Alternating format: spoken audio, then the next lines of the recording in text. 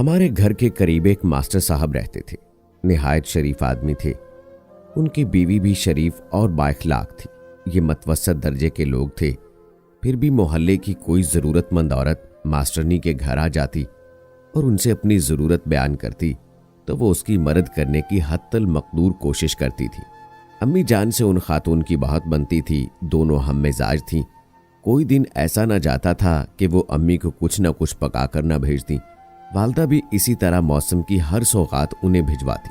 Master साहब बेऔलाद थे। मास्टरनी सारा दिन घर में अकेली होती। मोहल्ले की कोई औरत आ जाती तो निहाल हो जाती। अम्मी जान मुझे अक्सर उनके पास भेज दिया करती कि काम में हाथ बटाने चली जाओ और दरसे कुरान भी ले लेना। यूं मेरा उनसे बहुत वास्ता रहता। वो पाबंदे सौमो सलात थीं। मैंने कभी उनको बेकार बैठे ना देखा। किसी न किसी काम में मशगूल रहती थीं।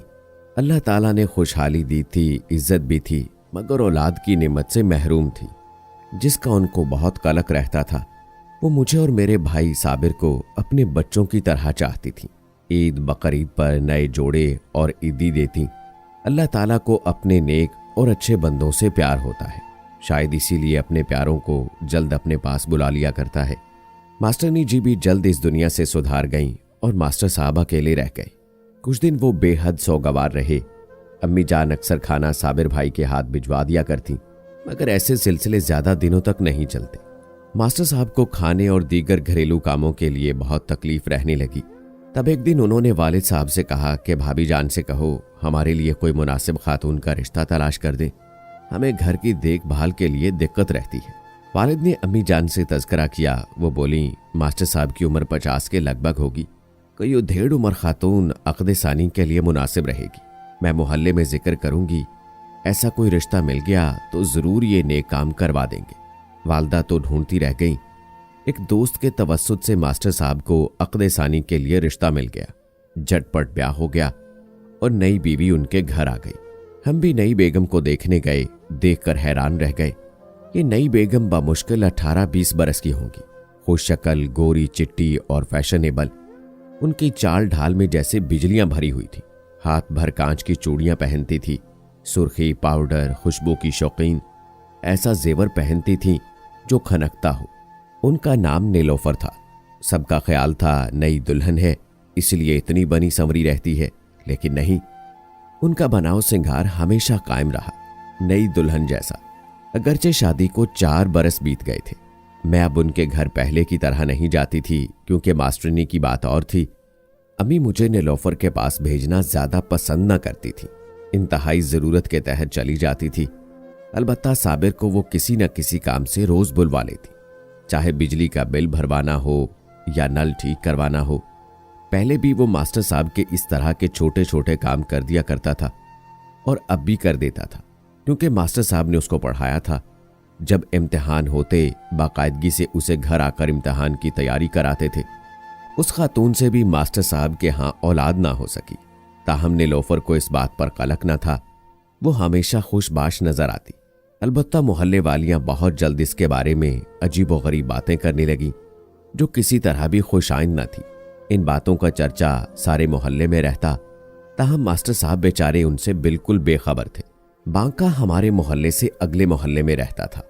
असल नाम तो इब्रार था, मगर उसके लिबास और वज़ाकता की वजह से उन हजरत को सब बांका कहते थे। ये लंबा चौड़ा, खूबरू, कसरती बदन का नौजवान था। उम्र में कोई 24 के करीब होगा, मगर अदाएं लड़कों वाली थीं और शोख रुमाल गले में लपेटे रहता था। बांका खाते पीते घराने का था, तभी उसे कमाने की फिक्र नहीं थी। सारा वक्त मोहल्ले के बेकार और निकम्मे लड़कों में गुजार देता था। उनसे मिलने ये दूसरे तीसरे दिन यहां आ जाता।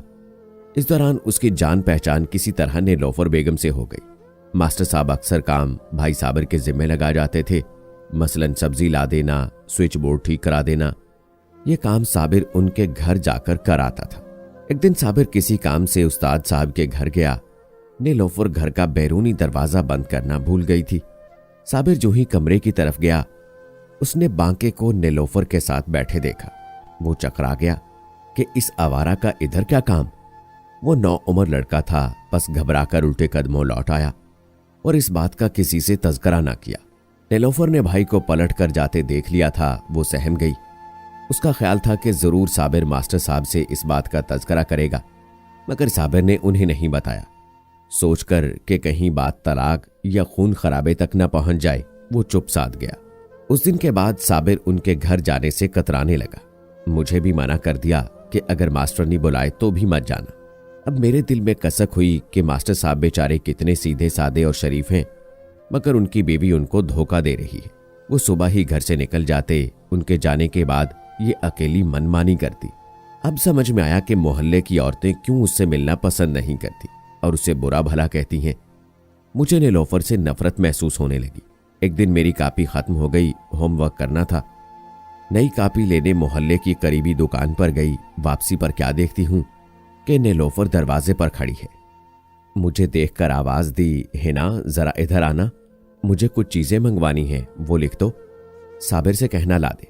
मजबूरन मैं उनके घर चली गई। उन्होंने कॉपी पेंसिल लाकर दी और सौदा लिखवाने लगी। मुझे मास्टरनी के घर में जाते साबिर ने देख लिया था।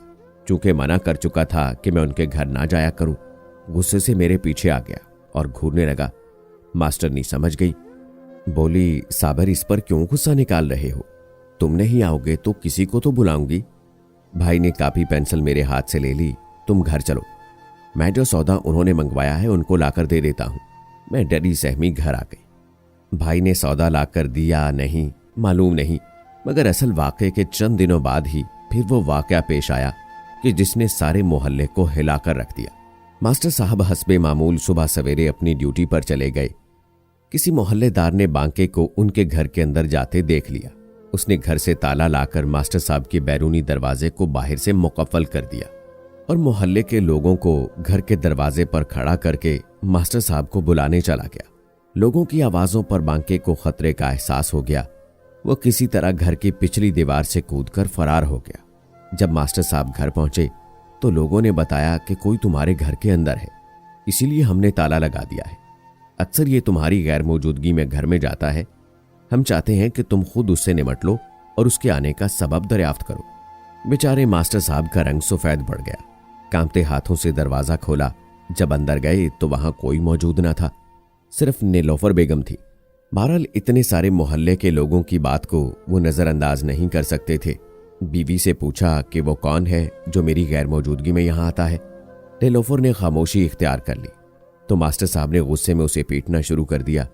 शोर की आवाज सुनकर मोहल्ले के दो बुजुर्ग घर के अंदर गए और उन्होंने उस्ताद साहब को मारपीट से रोका और मशवरा दिया कि इस खातून को उनके मैके छोड़ आएं और वहां उनके बुजुर्गों की मौजूदगी में इस मामले का फैसला कर लिया जाए।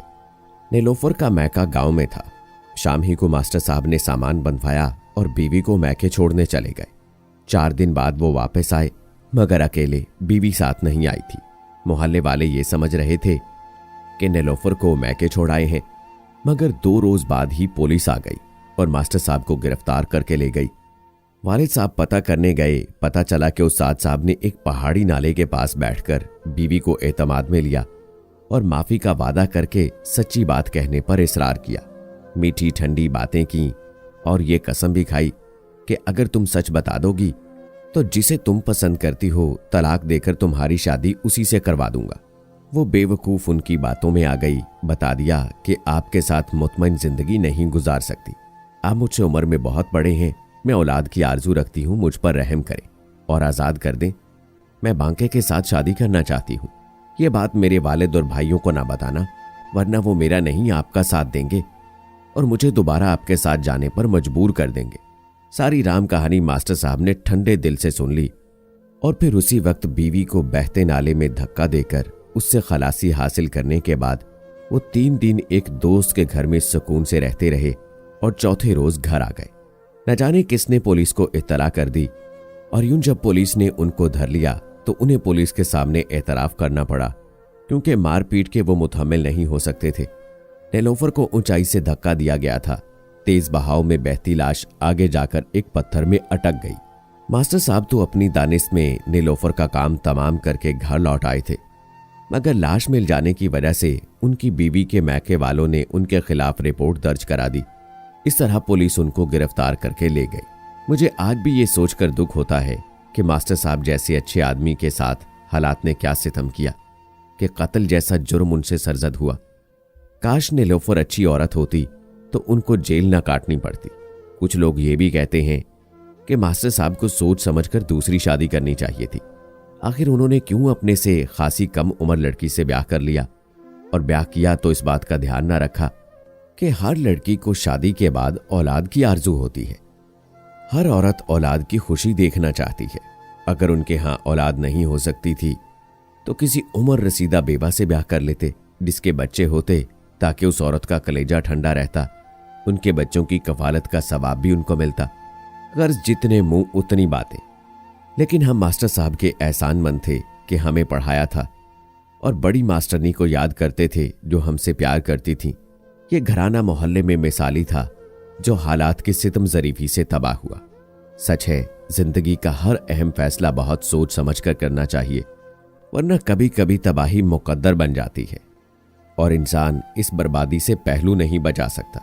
तो दोस्तों, आपके ख्याल में मास्टर साहब को क्या फैसला करना चाहिए था? कमेंट बॉक्स में ज़रूर बताएं। मिलते हैं अगली वीडियो में, तब तक के लिए अल्लाह हाफिज।